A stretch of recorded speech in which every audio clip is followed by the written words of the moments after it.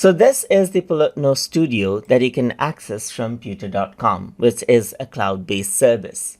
So over here, you can see that you can go around and easily access out my designs right here. If I were to go around over here and click, then you can see that I got another project opened up right here, just like this, immediately right here.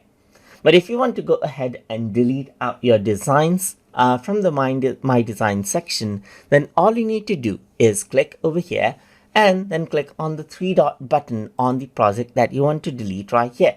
Then you need to click on delete and press OK, and the file is deleted, as you can see, just like this. You can also go around over here and click on the three dot button over here for the other project and delete it out and press OK, and this is what you have, as you can see. And now you can see that this is the image that you have right here. If I were to go around onto my design right here, we can go around and create out another design just like this, and then under my design it is saved out. And if you want to delete out the design again, just press delete, and then that is how you can manage out your projects. So that is how you can go around and delete out Polotno Studio designs that you can access from the pewter.com. So hope you guys learned something as always.